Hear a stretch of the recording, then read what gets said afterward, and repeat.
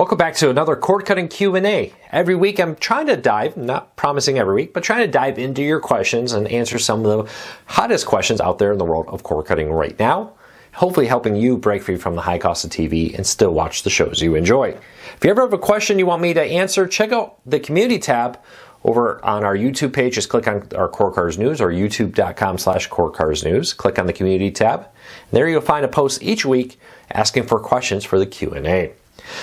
If you like what we do here, consider hitting that subscribe button, hitting that thumbs up. We do daily news, cord-cutting news, and we also do Q&As, reviews, how-to guides, and a whole lot more on this channel. All right, let's dive into it. Starting off with a question, do you think local channels will be added to Sling TV for a fee, like an optional add-on to one of the packages? If so, would be a great option for me, people who don't like Hulu Live Plus. All right, so Sling TV has long billed itself as a discount live TV service. It was actually one of the very first to hit the market, long before YouTube TV and Fubo and others hit the market out there, but not that much ahead of some of those. Now with that, they offer no locals in most markets. They do have a few markets where they have locals, but only a few. And part of their selling point is, hey, if you have an antenna, you can use your antenna for locals and you can get us for your other channels like ESPN, CNN, Fox News, MSNBC, and the like. Now, they do offer a device that you can plug your antenna into and it will stream through the Air TV to your Sling TV app and integrate your locals right into your Sling TV app. But a lot of people don't get locals. Now, 90% of Americans get locals, but that does mean that millions of people do not get them with an antenna.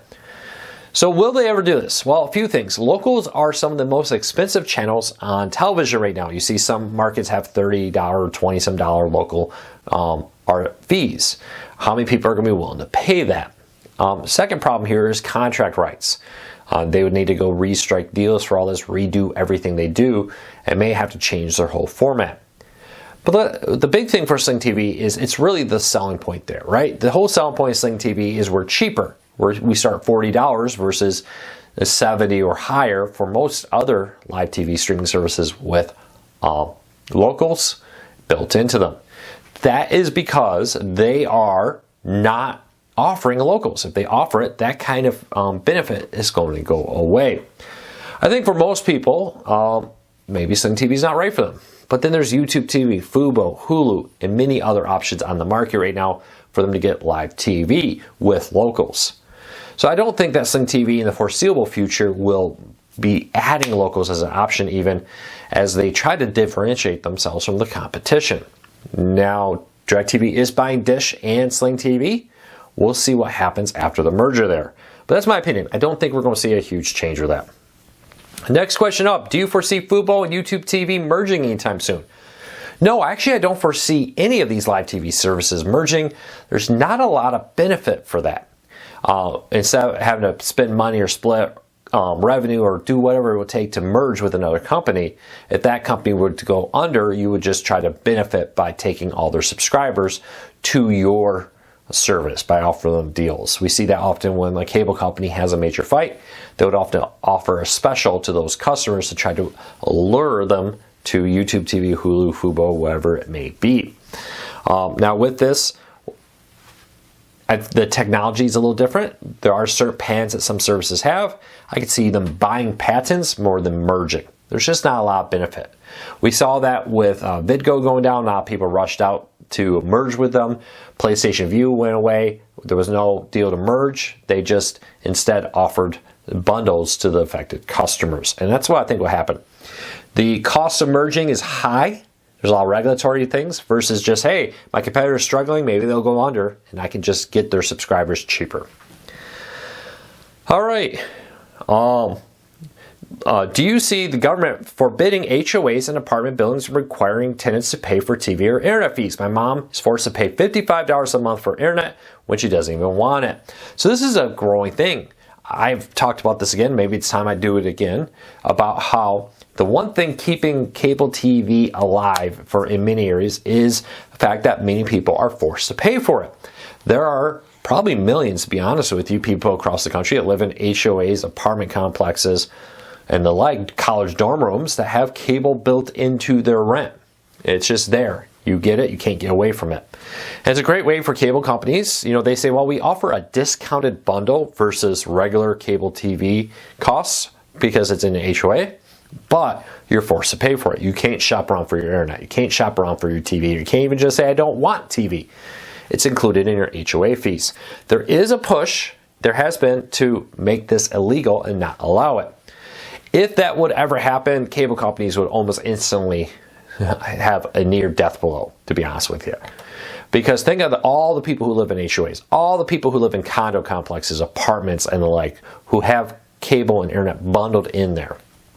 The other thing that's really keeping cable afloat is the fact that there aren't that many streaming services with licenses for businesses. YouTube TV, Hulu Plus Live TV, and the like do not have a bundle version or streaming packages that businesses are supposed to use. Do some do it? Yes. Are they supposed to? No. Could they get in trouble? Yes. Currently, if you're a bar and you want to offer sports, you've got to go pay for a cable or satellite package right now. Because YouTube TV, Hulu Plus Live TV, and the like explicitly forbid them from subscribing. And you better believe that they are actually out there watching. There are, in major cities and even mid-sized small cities, employees going to check local bars and restaurants to make sure they're using the right type of cable package to access that content. So there is some talk, there has been some movement to try to ban this practice, but for now, nothing's come of it. We'll see what happens with that. All right, let's keep moving along. Also, thank you to the over almost 70 people who asked questions. Real huge week on that. Thank you so much. What is the most powerful streaming player on the market right now? Well, very simple. That's a laptop connected or a desktop connected to your TV. Is that the best experience for your streaming? No, not really. What's the most powerful? Well, NVIDIA Shield's very powerful. The Apple TV, the new Fire TV Cube, and Fire TV Stick 4K Max. The new Roku Ultra is very powerful.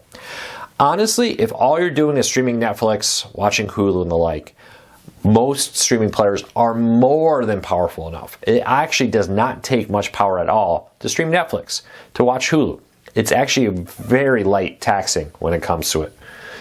And more importantly is what's the internet connection? Are we talking Wi-Fi 6? All those kind of things do make a big difference in my opinion. I think we've reached a point at this current day and age where most streaming players are more than capable of taking all the streams out there and present to you without breaking a sweat. The processor, the RAM, all that kind of stuff is more than enough. Look increasingly at like what Wi-Fi is. Wi-Fi 6 or higher, that's the most important. Nope. Let me there we go. I was recording a video before this and forgot to reset the timer on that. I apologize. One take, live here. Things, errors happen. Leave me a comment. Do you like the little bloopers like that? Let me know. All right, let's keep going. I'm switching to streaming from cable to save money. What are some tips for beginners that need to know? Well, my number one tip is this.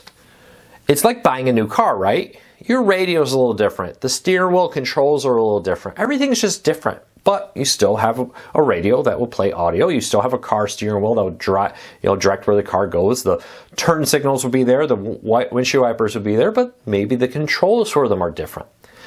I would say just understand that you're going in and it's going to be different. Try not to say, I want it exactly like cable TV. Because that's where I think many people get into trouble. They try to replicate cable TV. The second thing is to stop looking for channels. You really want the shows, right? Just because The Masked Singer is on Fox, there are other ways to watch it. For example, Hulu. If you have a Hulu subscriber, it's there the next day. Are you really watching it live? Is there an antenna you could get to watch it? Look for shows more often. Increasingly, I'm finding if you're not a sports fan, or you must have live news from one of the major networks, then getting a live TV service is honestly not that important. That maybe you just look at on demand and an antenna with that. Second is to take your time. Try out multiple services. Many of these all have free trials. Don't just say, well, I'm getting Sling TV and that's it. Or I'm getting YouTube or Hulu or Fubo and that's all I'm going to try. Try them all. Take advantage of the free trials. One at a time, not all at the same time. It's hard to give them a good try if you're bouncing around and between the different ones. But try all of them. We did a post yesterday at corecarzoots.com breaking down all the top live TV services. Check those out. But take your time.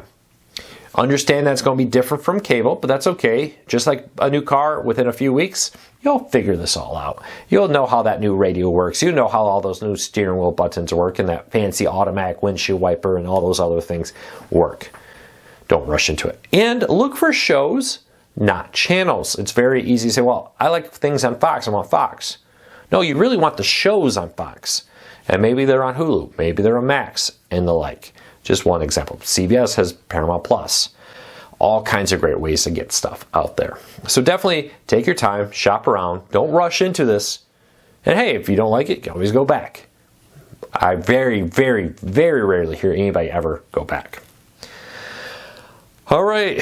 Let's see. We'll grab one more question here with all this. Have you used Vizio Watch Free Plus? If so, what do you like about it? Vizio Watch Free Plus is a free ad-supported streaming service that's available on Vizio TVs. Soon, I have to figure out where this is in the process to be owned by Walmart.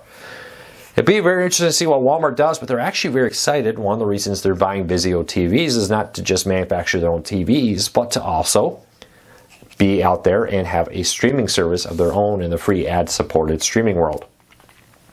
There are many good ones out there. TCL TV Plus, Samsung has one. Many TV manufacturers are getting into free ad-supported streaming. The reason being is they want to be able to monetize their TVs by getting ad revenue. To do that, they supply you content, you watch ads, they generate revenue.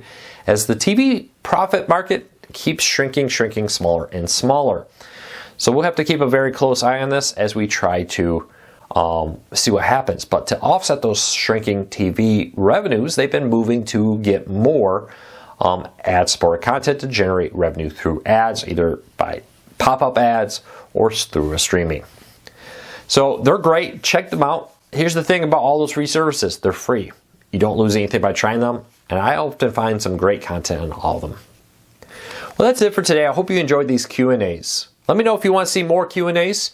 I did one last week. I did one this week. I won't promise every week. If my life's busy, I definitely won't be doing this on a weekend. But leave me a comment. Let me know. I'll love to hear from you. That's it for today. I hope you have a fantastic day. I'll be back again real soon tomorrow.